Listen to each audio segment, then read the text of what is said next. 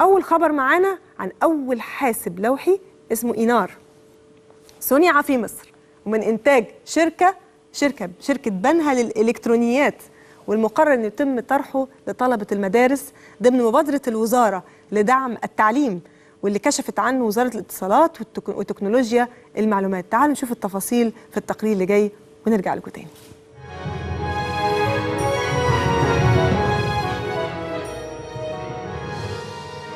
بأيدي مصرية 100%، تدشن به مصر مرحلة جديدة للتواجد في سوق عالمية تتوسع باستمرار. احنا عملنا برنامج، هذا البرنامج برنامج محدد جدا لتنمية المواهب البشرية. ده النهارده حوالي 46,000 مدرسة.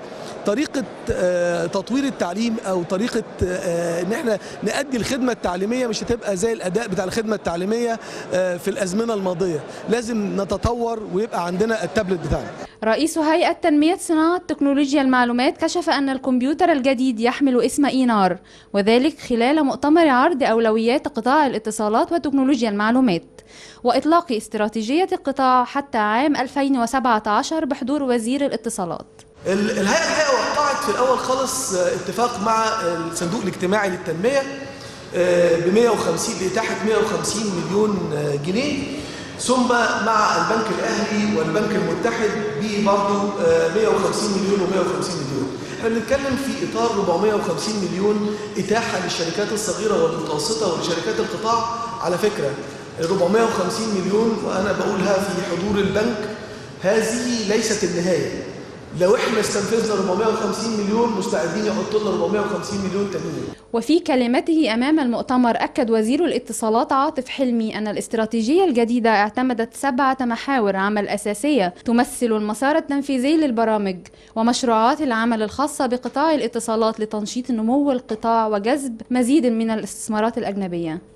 أول حاجة لازم ننظم كيان البيت ونعمل التطوير المؤسسي اللازم لتحقيق التكامل بين الوزارة وجميع القطاعات التي تعمل معها والهيئات بغرض رفع الكفاءة. لازم يبقى فيه تصنيع إلكتروني محلي، لازم يبقى فيه إجراءات تشريعية تعدل عشان نقدر نشتغل بيها.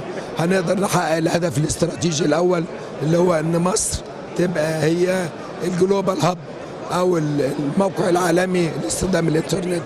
الدور الاساسي هو انك انت تبقى زي ما الواحد متخيل صوت القطاع الخاص لدى الهيئه في وضع الاستراتيجيات العامه للهيئه، ووضع الميزانيات المختلفه او مناقشه الميزانيات المختلفه، البرامج المختلفه اللي بتعملها الهيئه سواء لدعم الصادرات او لدعم الشركات الصغيره او لدعم الاستثمار الاجنبي المباشر. احنا الشركات الصغيره بالطبع في خلال الفتره الاخيره من بعد الثوره والاحداث اللي حاصله في البلد عانت كتير قوي من مشاكل السوق ومشاكل السيولة.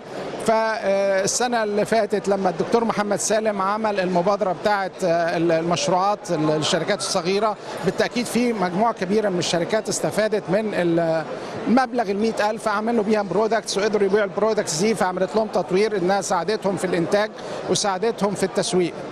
ونفس الحكاية السنة دي هو نازل مشروع جديد بمبلغ أكبر شوية، ده هيساعد كتير جدا من الشركات على تشجيعهم على إنتاج، وده هيزيد عمالة بلا شك، هيزيد في العمالة. تحت شعار مصر رخاء حرية عدالة اجتماعية، تأتي مبادرة وزارة الاتصالات وتكنولوجيا المعلومات لتؤسس على حقبة جديدة تكون فيها مصر منتجة للتكنولوجيا بجميع مجالاتها وليس مستهلكة فقط. مروة أبو زيد لبرنامج حب الوطن.